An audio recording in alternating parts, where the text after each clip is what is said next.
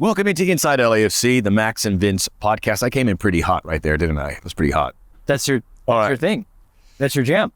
We are back. For those who listened to our podcast last week, thanks for tuning in. We missed you so very much. For those who are watching us right now, great to be back here in beautiful Eastern Los Angeles on the hills of Alhambra. A beautiful day. So hopefully you're watching it as well. But if you're in your car and listening, we can understand. Don't watch us.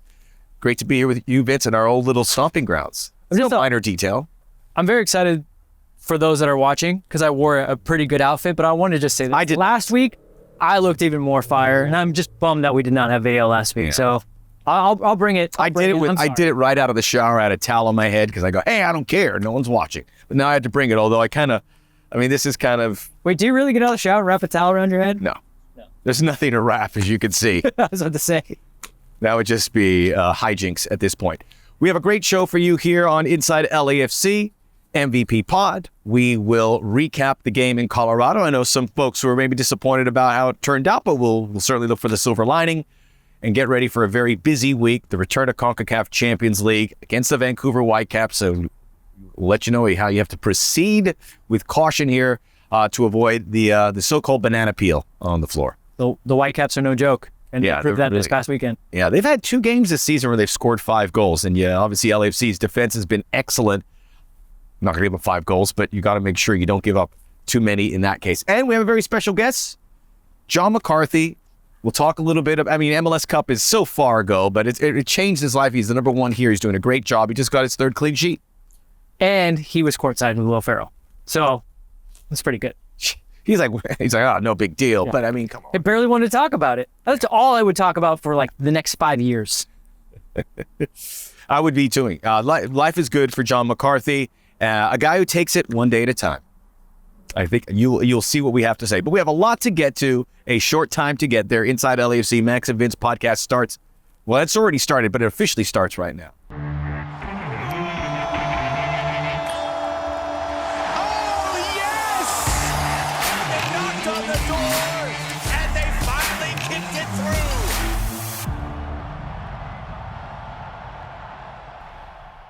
We are back here on the pod. If you're listening, great. If you're watching, I did get my notes out. I had extensive notes from the Colorado game, so I don't want to miss a beat. Let me go through this really quickly. Drew Fisher, LAFC, 1 of 3 unbeatens. You have 4 pages of notes. It's 0. Look at that. Game. I could serve right on both sides because that's what we do here. Conserve out there. If it's paper, water, do what you got to do. Even though I feel like we're out of a drought, still, conserve. I have a lot there to talk about. You talked about it being a trap game. I don't think there's any doubt about it because you have on the other end CCL on the road in Canada. So a pretty extensive trip. It's a lot easier to fly to Colorado or San Jose or even Midwest than having to go to immigration, yada, yada, yada. I really shortchanged that. But this was, it's a big week coming up there. So you look at this Colorado game. Great turnout, by the way. I called a Colorado game against Minnesota a couple of weeks ago, and it was like half that many people. LAFC is a draw, so that's a big deal as well. This was important for Colorado. They're off to a rough season, and then I want to quote something, and we can trickle out after all the topics about it because there were some things that you want to circle and you're a little concerned about. Right. Heath Pierce on the broadcast, who said this, I'm misquoting him here, but at the end of the 90 minutes said this is a good result for LAFC. And I think if you didn't watch the game, if you saw that, you're like, okay, a point on the road, that's good business. You stay undefeated. Yeah, it's tough, right? We watched the game, so we watch the game. You see, Heath obviously watched the game as well, but he knows how tough it is to go there, and I think he's just looking at exactly what you did. You set the table by saying this is going to be a rough 15 days for LAFC, and if they can go to Colorado, a team who's just going to make the game kind of on their terms and on their turf, especially with the elements, and not be hurt, like. It wasn't just that you got a clean sheet, you didn't lose, you were able to sub out Carlos Vela and Giorgio Chiellini and still not get damaged. Like if you're Colorado and you're sitting there and Steve's taking out Giorgio and they're taking out Carlos, you're probably thinking, oh, this is the moment. Like, let's go for it now. And then they still managed to get out unscathed. So yeah, it's a good-ish result. I think anytime you don't lose in this league is a pretty good result, right? This is not talking about, we're not winning on the road is harder in this league than in any other league. It's for basic reasons. The travel, the the topography of the United States. You could be really hot. You could be in the mountains. You could be cold. It's the hardest league to maybe get. One day we'll get to the standards of like this year in the Premier League where you have Arsenal and City, and they're like, we can't drop any points. Yeah. Anything but a win is not good enough. Maybe we'll get there, but I'm not sure we ever will unless we really, really vastly expand the rosters and change a little bit of travel, because just the travel alone knocks a couple of points. It has to be off of your record every year. Well, let me ask you this. When we think about the season, and obviously it's just early on, but things can go bad. LAFC could have stubbed their toe in the CCL against Alajuelense, could have gone out to a slow start. I don't think anybody would have given them too much grief for that. But how good do you feel about where they are for the things I mentioned? Unbeaten. For me, I'd say if you have a list, and I know Steve Cherudlo has a very high standard, but you cross the list, you go, okay, we're right where we'd like to be. Well, to that point, last year through 5 games, 4 wins, a draw. This year through 5 games, 3 wins, 2 draws.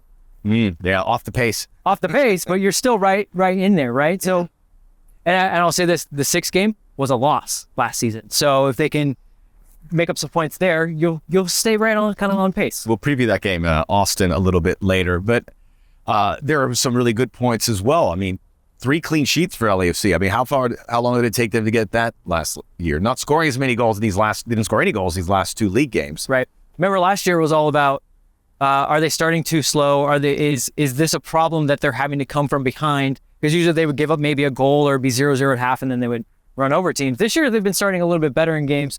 I think the concern is in these last couple of games, and I may, tipping my hand a little bit for my takeaway, has been a little bit in the way that they're managing the game. Well, I'll put it that way. Okay, we'll unfurl that a little bit more. But with Colorado, if you're looking for a compare and contrast, last year they went there, they lost 2-0. 2 years ago, we all remember that game, they lost 5-2. 2021, a much different year than 2022 and now 2023. Mm-hmm. So if you're looking at that, it's a step, and it's a very similar Colorado team. It's actually a Colorado team in better form because Diego Rubio's healthy. They lost Jack Price, but they actually have more of their players, Jonathan Lewis, who are back healthy. For LAFC, played maybe their strongest team. You have Sifu, Tillman. I mean, they're platoon midfield, and then the center backs, Chiellini, Long, and Murillo would also. I think that's a good problem to have, that you have the depth amongst those midfielders at the number 8, and you have the center back depth as well. Yeah, I think when you say probably their best team. I mean, their best team, as Steve kind of says, is like they go through the week and they'll pick. But you're right, the options that you have in some of the positions where you rotate, you're splitting hairs, which is very good. And those guys played big minutes. I think the first sub happened until the 73rd minute thing. So those guys will be fresh. And I know some people go, hey, were you rotating? Are you resting? Steve Cherudlo's been pretty explicit about that, and it's paid off. He goes, it's early in the season. We're going to play to win these games, and that's how they approach it. So far, so good. Do you think Steve dislikes rotating more than I dislike trap game, or vice versa? So you got to tell you, when you said trap game, he said, "What is this mystical term?" If anybody saw I think they cut out my explaining of it to him in his press conference leading into the week. But I said, "Hey, trap game? Where do you stand on trap games?" And he said, "What is that?" And we have a little bit of a rapport, I feel. And sometimes I'll get back to him and go, "Come on, don't mess with me," because he does like to mess with me. This is what you should have said when you were at Hanover and you had Bayern Munich in 2 weeks and Dortmund in 3 weeks, but you had to play Werder Bremen. That's a trap game. Right. Maybe that would have came through a little better. Possibly. I should have, always got to pull out the Bundesliga card. But I explained to him and he goes, oh, yeah, okay, I get what you're saying. I just had not heard the trap game. And then he basically said, no, we don't even think about that. So it didn't even matter. Should we get to headlines? We did kind of the headline. You want to get the takeaways? The takeaways. I should know how the show runs. We're still working. We're still working the new format. Hopefully you guys like it. You know what? Actually, a lot of people reached out to me and said they really want us to do that show where we try the regional dish from different players and we rate it. So I'm so hungry right now too, and we're right behind the cafe where the players eat. Yeah, the fare looks very good. So some of our production teams already started eating while we're producing here. Bon appetit, guys. Yeah. Total no. Buen provecho, as they say in Spanish. So headlines, takeaways. If we sponsored it, I would never get it wrong. Let's go with takeaways. So that's what we have to do here is get them paid for. We're here. Takeaways. We're here together. Would you like to do the honors? I will do the takeaway first. My takeaway is defending set pieces. of which Colorado had a lot. I'm curious to see what John McCarthy has to say about this a little bit later. And there were a lot. 10 corner kicks. There were several set pieces for long range, short range, and by and large, all of them were threatening. And for whatever reason, I mean, there was, I think, one corner kick where they were able to clear it. All the others, many times a Colorado player got it, or it wasn't cleared initially, so you're kind of like having those edge of your seat moments, because that's what I was feeling, a little bit uncomfortable watching those games. I think Colorado, I know Colorado prides themselves on, that's their game. And even without Jack Price, who's one of the vet set piece takers, and he's perfect for that, those conditions in Colorado, they had Ronan, and they had Wilson. Who was the first guy taking the corner kicks? I think it was Brian Acosta. Oh. Who took some set pieces too. They were all threatening. So they did it by committee and it worked. LAFC did very well not to concede there, but I think from my perspective, you've got to do your best not to give up those corner kicks in particular, certainly the free kicks, especially up close, of which there were a few. And you've got, when you do give them up, you would like to see a little more comfort in the way they clear it. Maybe this Colorado's an outlier because they're always so good and balls hit in like that, have some pace.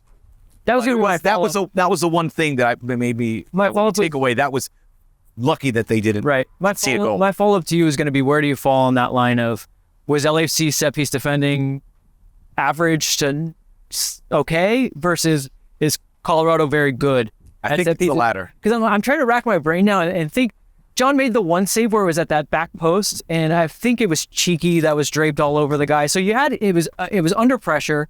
Whenever you send a ball to a back post, you give the opponent goalkeeper and the team a lot of time to shift, right? So those goals to the back post they really have to be whipped in. That one was floated a little bit more, so John was able to get there, makes a good save. But I'm trying. It wasn't like we felt chances, but it was like a wide. Yeah. Right. So maybe LAFC did a good job by making sure they didn't give up those gilt-edged chances to a rapid. But was it volume versus the? Because it felt to me maybe it was just a sheer volume. Because I'm with you. Every time that ball went out, I was like, oh, okay, another corner. And then when they were like, this is the 9th corner, I was like, wow, 9 corners plus a couple of fouls that were in dangerous areas. So I agree with you that set pieces were a big part of this game, big takeaway from this game, one way or the other. And it doesn't. You could convince me that maybe LAFC's set piece defending could be a little bit better. But I'm not sold yet on it not being good. And again, if you go back to it, just don't give up 10 corners. Yeah. Well, we go back to 2019 or 2020 where set pieces they really struggled. This is a much different team.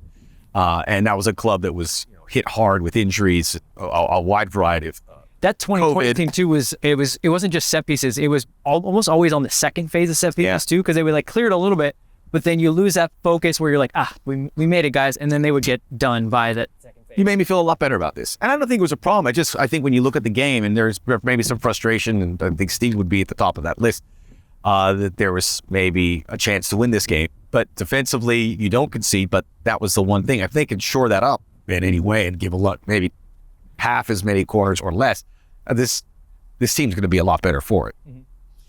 I did want to mention, I don't know if it's going to be your takeaway now.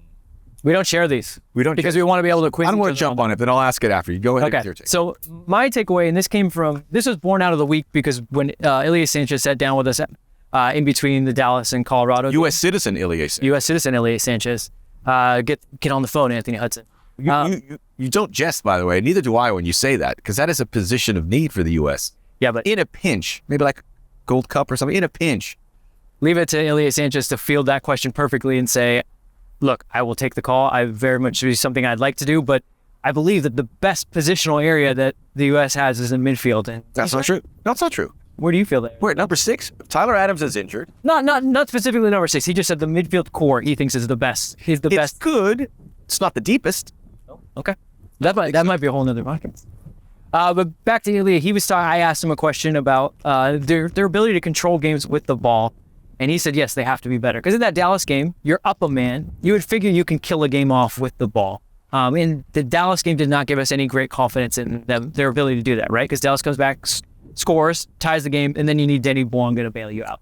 So going into Colorado, I said we need to be better, and I thought that first 25 minutes, they were passing really well, they were combining, and then it went right back to, which mind you, the team is very good at direct approach attack, where you just get it to Bouanga, get it to the feet of your best players, get them out there running and see if they can be dangerous. But as we saw in that game, as the game went on, your team gets more stretched out. When you lose the ball, you're not able to regain it quickly. That leads to fouls or maybe playing the ball out for corners. There were fouls, there were corners. I'm a slight concern about this team maybe leaning too much into that direct approach and not combining a lot, because one, this team is good enough to pull teams apart combining and score some goals. But two, if you can do that, and especially in a time frame when you're going to play a lot of games, make the opponent move, make them run, take the ball, hold the ball, move it around. And I don't say possession just for possession's sake, but finish your movements, finish your actions, move the ball around, create a good shot, get a shot on goal. Maybe it goes out of play. That's fine, but that keeps you from sapping your energy of, yeah, we played direct. Oh no, now we're running back and we're trying to recover again. So it's a slight concern for me. It seems, I don't want to say it's an easy fix, but it seems like it's something they can get back into the rhythm and I think find themselves into it. It's just kind of like repetition, muscle memory, whatever it might look like. But that was a peculiar game because the first 20, 25 minutes, I was watching on Apple TV and it flashed 75% possession. LAFC was hitting it around. They had a couple good chances for Denny Bouanga. Mahala was very active. Carlos Vela. They had a good chance. They were threatening. And then you look at the end of the 98, they had 48% possession. So I don't want to be caught up in the possession, but they didn't get their feet on the ball. Colorado, late in that first half and the second half, the first half ended poorly for LAFC, and the second half didn't start great either. And I think they showed Steve on the sideline. There's some frustration there because he wanted to see that. And I think that plays into what you were saying. Yeah, and it's not just having the ball. Just if you do want to go back and watch that game, think about, just try to pick out the amount of times that a player passed to another player and then moved into a space and got it back, the give and goes, the 1-2s, those type of, like we said, we don't want to get caught up in the numbers of possession because who cares about that? You have 48% possession, you win the game 4-0. That's fine. But what do you do with the ball? And I just felt like there was too much of, hey, can I find that guy? Let's go direct. Let's move the team forward and then just see if we can get a quick opportunity. And again, it drains you if you're not getting the actual scoreline benefit of it. Whereas you play two balls over the top and Denny might score both of them. That's fine. But if he's not, and then you just keep going back to that well, you're basically asking your team to run front to back over and over. And that's just it's gonna really wear you out. My backup takeaway was the second half reaction, which is something LAFC did in bushels last year and here as well in this season. And it wasn't quite there, but there are some aspects to this which make it a bit of an outlier. Maybe it was all the time with Bob coaching him. When I bring the altitude, he'd roll his eyes. I go, but Bob, when you talked about surfaces, like they'll face in Vancouver, he goes, these players should be prepared. And I know they should be, but you're still dealing with a team that's not used to it, with a team that is. Yes. So it is going to, that is why Bolivia is hard to beat. Colorado has, in the last 4 years or 5 years when LAFC came into existence, LAFC and Philadelphia have the best home record and Colorado's right behind them. And LAFC and Philly have been remarkable, certainly last year. So there is something there. And with the busy schedule, I could understand why that maybe it wasn't full bore. Maybe the switch wasn't flicked as much. Yeah, like you said, there's a lot of different reasons why these things can be things, and there's probably a lot of different fixes. I think at the end of the day, rhythm and tempo are probably what it is. Once they kind of get a feeling for it, they can go for it. But you're right. They can look at it and say, well, if we can go 1 to 2 passes, score a goal, and then kill off the game, maybe that's the way to do it. But as we saw in that game, it didn't work. So maybe the way to do it was to work the ball and move a little bit. I don't want to say slower, but move a little. Look for passes where these are shorter distances that you're covering with the ball and passing the ball as opposed to 20, 30 yard. I know LAFC is disappointed. I know the supporters are disappointed, but I'll put it this way. Colorado probably doing a few high fives or so forth for getting it. I'm sure they'd say we should have got a goal. But they probably go, hey, that was our best result. We played really well because it was LAFC. Right. Yeah. And you get used to that. And again, the turnout, you can just see LAFC is a big event. It's been like that from the beginning, but with an MLS Cup, it gets that much bigger, and we're going to be on for it. And this team, with the target on their back, has performed very well. We forgot to mention that, but that's different to what they've always had a target, but as a champion, that grows by leaps and bounds. So we get towards this week now. Are you excited? I'm a little nervous. I've got a nervous excitement. I don't want this CCL party to end. I think LAFC are one of the favorites. I think that the sports books would suggest that they should be able to get by a Vancouver team that did not make the postseason and are hard to put your finger on. We saw them this past weekend. They scored 5, and the Betcher kid who got the penalty, they assisted on the second goal and then scored 2. Ryan Gauld and Caicedo were on the bench, so they were able to rotate. They made it Ryan Gauld, clear. Caicedo, Dahomey were all on the bench. I'm sorry, Dahomey was the one I meant, but they clearly wanted to prepare for that game and give these guys. Gauld was he was an LAFC killer when we saw him a couple years ago. Very, very good player. The Scottish Messi. I talked to him. He says, "Don't call me that again." I go, I read it off. If I was him, I would definitely nix that as soon as I could. But a guy who I think could probably get some Scotland call-ups. I was surprised he wasn't in there, but they're going to be fresh. Vancouver, with the roof, with the surface, is challenging. Much like Colorado, LAFC have struggled to get results up at BC Place. They don't need to get a result per se because you got the 2 legs and you can hammer it down at home. But for a team that scored 5 goals over the weekend against Montreal, scored 5 goals up at BC Place against Real España in the round of 16, the Honduran club, they've got it in them. And when it comes to giant killing, or however you want to call it, and playing LAFC, the history tells you they have been prepared. I know we've walked away from these Vancouver games. So if they lose this game, it's one thing, but you can't let it get away, which I don't really foresee. But it's going to be a nervous game for sure. I don't think that this LAFC team with the coaching staff that they have ever takes anything for granted. No. But if you're a fan out there and you're thinking Vancouver, they haven't been very good. Max has just pointed out a lot of reasons to have a little bit of concern. And let's just get some of those out of the way. The turf is huge for them too. They're getting super hyped. Well, the turf is tough to play on. Indoors, it's tough to play on. The travel, but let's not undersell, as you brought up. They have some good players. I think this. I was telling you before we started. This Vancouver team, for the longest time I can remember, is the most complete Vancouver team I've ever. Because you always used to be able to look at Vancouver teams and they would have 1 or 2 guys. Like you even go back to the Alphonso Davies days where they're like, yeah, they got Davies. I don't know about those other 10 guys. Yeah. But you point out Ryan Gauld. Betcher is not even a starter. He came from MLS Next Pro. I mean, Brian White's the guy that they really went out. He combined very well with him. And Julian Gressel was pretty good. Gressel's now on the team.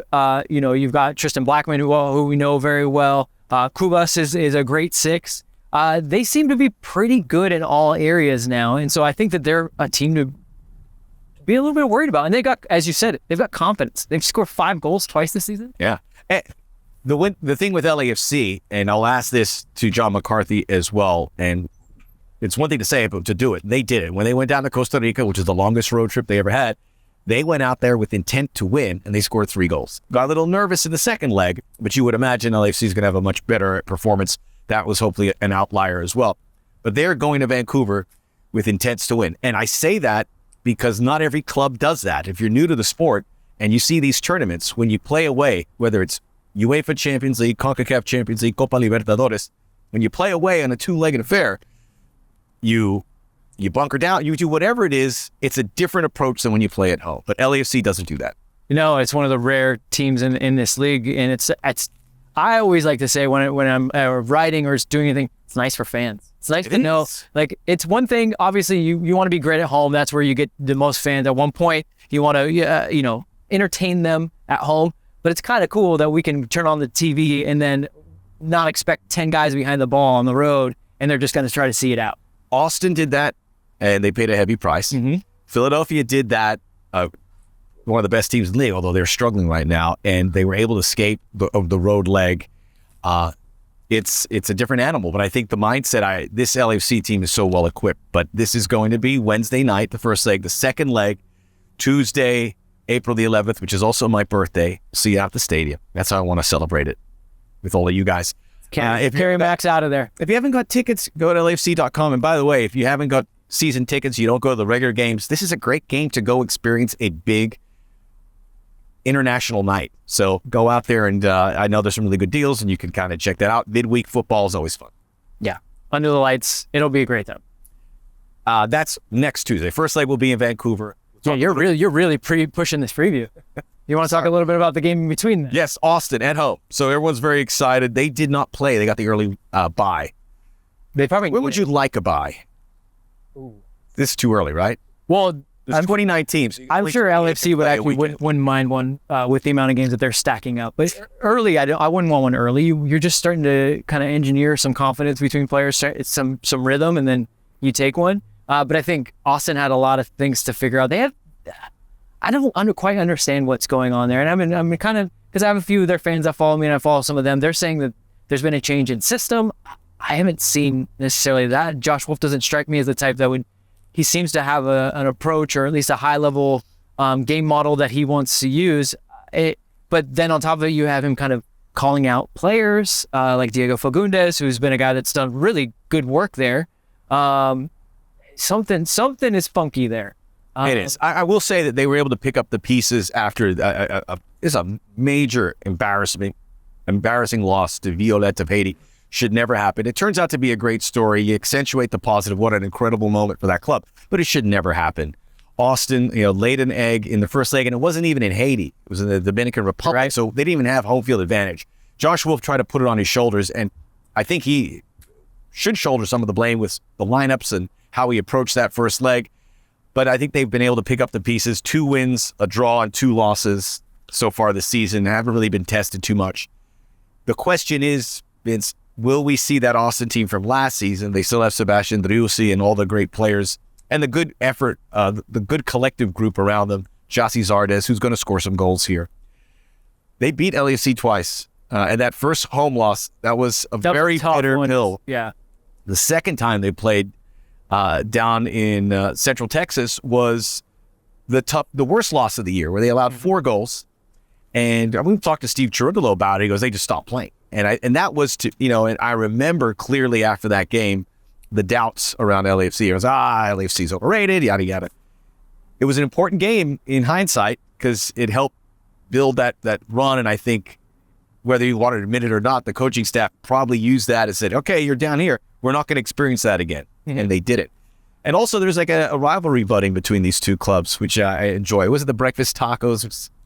Yeah, that became a big thing about the table and the breakfast tacos. I mean, the supporters are getting up for this one because of what happened last year. Yeah, you don't want to lose home games. And that's in the way that they came in here and they kind of they got a couple quick goals and then they kind of just mucked up the game, but then gloated roundly about it. They did. They didn't make us feel good at all. So the thing is, though, as much as we're saying like they're kind of struggling, look at that game as kind of a amalgamation of what might happen, because I think they're going to come in here and give it their best go because they know they're coming to Los Angeles. They know they're playing LAFC. I would expect they could lift their season in a huge way. Yes, I would expect the highest, at least amounts of energy they've ever exerted. That they've exerted at this point in the season will be against LAFC. And so you got to be prepared. You have to be prepared for that coming off of a game in Vancouver in which you might be tired because again you're in this stretch of Wednesday, Saturday, so it's the 2 days. Yeah. Of 5 games in 15 days. And then if you keep looking ahead, you say, well, then we got the second leg against Vancouver, and then the bookend of that is a trip to face the Galaxy. Just to look, that's right, that April game. And if Philadelphia and Atlas on that side of the bracket. Yeah, but we won't get ahead of it. We won't get ahead of this. But there you go, one step at a time for LAFC as they look to get to the semifinals. Once you get to the semifinals, it starts to feel real. You don't want to clip the hurdle here. And I think some people forget about Austin because the postseason you had 2 famous wins against the Galaxy in the conference semifinals, against Philadelphia, the greatest MLS game of all time.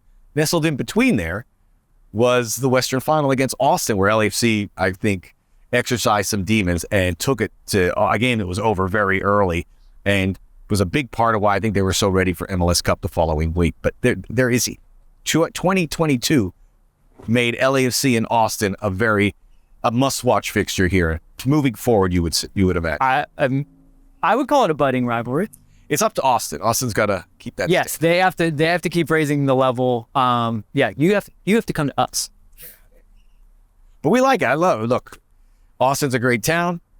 That's a great stadium. It's always packed to the rafters. I love watching games there with, Al Raitt, who's now with Charlotte, who created the green lights, and now everyone's got these blinding lights. Al Raitt now at Houston. Is it Houston? Yeah. Oh, great. Just racking up all those MLS frequent flyer miles.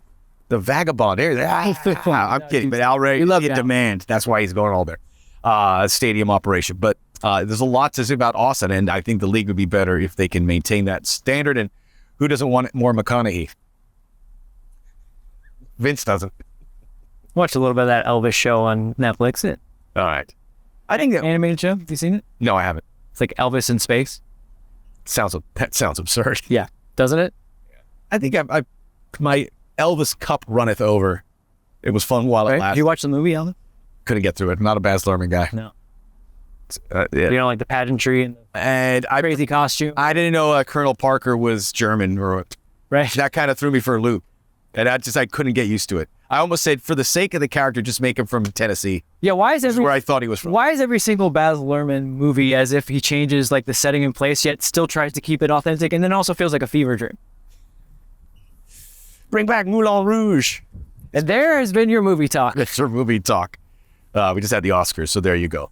Inside LAFC, the MVP podcast. I forgot to tell you, rate, review, download, subscribe. We are going to be right back with our first guest of the new season. We are back, and we're not going anywhere. John McCarthy, the goalkeeper, will talk about Colorado. We'll get his thoughts on the busy week ahead. We are back, and of course, this is the newest season of Inside LAFC, Max and Vince podcast, and officially our first guest, who I believe was one of our last guests from last season, John McCarthy. That has got to be one of your career highlights. MLS Cup aside, all that. Being on here as the first guest. Number one on the team sheet. Number one guest. I thought about it. I was like, I can't believe that was like one of the coolest things. Could have sold that a little bit better than John. But we're to get into the season, but I mean, your life, you're being the number one here for the season and coming through after winning MLS Cup, your life has done a big pivot. It's all right. That's all right. It's not. You were courtside. That was a cool thing too, Will. I mean, that's pretty. It just goes to show you, kids, become MLS Cup MVP. You could be courtside. That's how you get that gig. That's how it works. Well, we're very thrilled to have you, but we'll get back into the season because you've lived that many, many times, and you'll continue to live it. It's a wonderful moment that we all shared as well. Let's look back at this Colorado game and scoreless with the Rapids on the road. I know we're talking to you a little bit off air about it's a short visit. It's challenging. The altitude comes up, and maybe people will talk too much. But preparing for a game like that, where you're going to get a shot from this team that is in desperate need for some points for a result. It don't change anything for us. I think, like you said, the altitude definitely plays an effect. I think you saw some guys at some points throughout the game were just gassed or needed an extra second or two to catch their breath. But that's just part of the game, and that's where you have to go to play. So that just is unfortunate for us, but great for Colorado, But we don't change anything. You go to the play, you go to the win, and sometimes it works, sometimes it doesn't. This is me speaking personally, but I felt it was your best game, like your most complete game saves with your feet, like directing the defense. How did you feel about that game? Or you could tell me I'm totally wrong if I am. I thought it was. Great clean sheet. How did you feel about that game? And then what is it like for you as a keeper when there is so many set pieces? Do you like that because you're active, or you're like, hey, can we cut it down a little bit here, guys? I mean, if the ball can stay away from you for 90 minutes, great. If it has to come my way and I got to make a save or come out for a cross or a set piece or something, hopefully I'm ready to take care of it. But I thought it was just another game. I didn't think anything going into it. I didn't think like, hey, it's a huge opportunity. We got to make a statement. Like, oh, you go and you don't change anything. The work's done on the field here, and the preparation is throughout the week, just for the weekend. So I didn't change anything. I didn't think anything different of it. It was just another game. Is there a comfort though? Are you starting to feel? I mean, games are games. I'm trying. I'm needling it. You train out here with the guys every day. Yeah. It's not like there's a new lineup every single day, and you don't know how the guys are going to feel. You don't know the personalities you have in front of you. So if they train enough and you train together enough, you kind of get the gist of it and feel of it. So I try to get a good rhythm and just run. My takeaway, and I said earlier in the show, was the set pieces. And I know he mentioned on it, but there are going to be teams that is their specialty. Colorado is one of them. And when they get, 10 corners and a few set pieces, that's in their wheelhouse. How do you prepare for it? Because I know a few of those chances were close, but you guys were able to repel them. And what's the plan? Or is the plan let's not give up these set pieces? The plan is don't give up set pieces. That's the plan, but in a game it happens. Like whether it's just misjudge a ball or a rebound or a deflection just goes out for a corner, that's part of the life. Mark does a great job with set pieces and making sure everybody's organized. And they did have a lot of set pieces. That's a team that we knew going into it is like, what did they have, like 3 or 4 guys? Pretty big boys. Yeah. So when a set piece does come around, and it wasn't just corner kicks, there was one that was like 40 yards out, and they're sending everybody forward. So that's just something that you have to prepare for, and and really emphasize throughout the week, like, hey, they're not just a team that is going to pass through you or play long balls. Like, if they do get a set piece, they're good at set pieces, so we need to kind of focus on that. Let me follow up really quickly because I'm curious, but what is on your checklist when you're facing a set piece, whether it's a corner or a free kick? What do you have to do as a goalkeeper? What do you have to communicate to your teammates? I just make sure that I got the 3 guys in the area, you know, the near post, the 6, my middle guy. You know, after that, if I see someone else or something that's off at the last second, I try to figure it out. But realistically, I kind of have to worry about myself and my position as well, just like everyone else does. So you kind of have to hold yourself accountable, and you gotta need to hope that everyone else holds themselves accountable, because it is a big opportunity for a team to score, and it's a big opportunity for us to defend. I will say the altitude definitely played a role on set pieces, because some of those crosses and balls coming in they were whipped. That's but that's why, because people forget that, and that's why when you see games in Denver, they're hitting it from long range because there's a chance it gets there. They definitely came in a bit faster. So you feel there is an actual difference? 100%. I mean, and if anybody would know, it'd be you, because you perceive these and you kind of get 100%. Get the trajectory. So it definitely changes. It's not even close. What about when you go? What about when you go indoors at a place like, let's say, BC Place? How does that change trajectory of balls and your ability? Maybe your eye line is different when you're indoors. I haven't really. Some places it's just light, like the lighting in a stadium. Sometimes it's bigger and more lights. Like perfect example is like Atlanta Stadium. Like their stadium has lights everywhere, and it depends on how the ball is played or where it's played, but same thing with ours. If it's that little bit of a floater, it kind of gets caught in the lights. That would be the only other issue on like those stadiums. But the altitude is definitely. This would be a great show, John going, man, I'll give you all the checklists for every stadium. Those lights in Atlanta. Well, I thought we were going to go like full Neil deGrasse Tyson and be like, well, the rotation of the Earth, and then with this and the altitude. Altitude was definitely. I bring it up because I want to see this show. Yeah. So a busy We're pitching shows all the time. This is basically what we did. A busy week here, and you guys managed it with CCL in the round of 16. It's going to get a little more difficult here. The Vancouver Whitecaps, you brought that up, and obviously playing a game on a weekend, and now you know, trip, you do play at home on the week. We'll talk about that Austin game in a moment. How do you handle it? What works for you guys when you know you have 2 games in a week? It's just another, like, I've kind of like repetitive a little bit, but it's another game. You don't want to, you really no, you don't want to think, do you want to do the same thing? But that's you want to do the same thing, and the only game that matters right now is Vancouver. So that's where our mindset's at. That's where we were at today on the training field, doing film and stuff like that. The mindset is just Vancouver. So there's nothing else besides Vancouver that will work. I suppose where it is different, though, is the fact that you guys are going to play a game, and there will be a winner and a loser, but it's halftime at the end of that 90 minutes, right? Yeah. And so for you, especially because, you know, goals start coming into play where they're scored home and away, does that play into it a little bit where you feel like, guys, let's be very clean on the road, or? You got to win. It's right now, there's nobody up, there's nobody down. It's a regular day. You got to win. Yeah, maybe if it gets later on in the game and it's 1-0, 2-0, something like that, you might change some tactics throughout the game to either we have to attack more, we need to defend more, stuff like that. That goes into, like you said, it's because it's a double-header game almost. But right now, it's you go there, you go to what?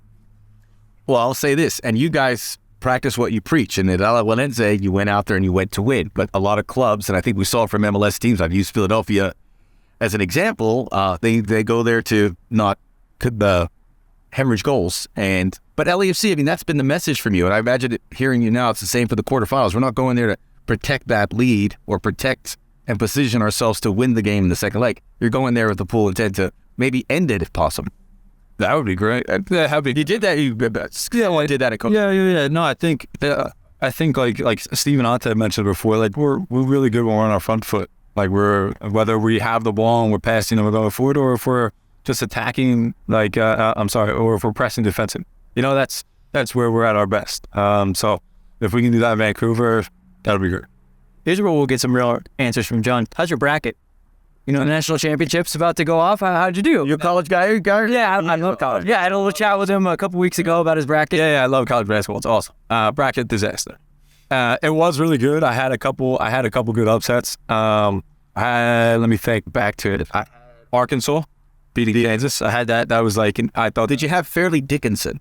Definitely did not have Fairleigh Dickinson. What was the other one that I had?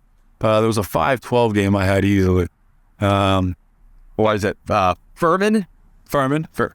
Why do I know this? Furman, they beat Because you're also a bracket guy. Yeah, they beat Virginia. I had that. And then I want to say there was like another one, but either way, it was done. Like on the first day, I think I had like 4 games. Well, no, out of the first round, I had like 3 or 4 games for. Right. So like I felt pretty good about it, but then it just went to crap.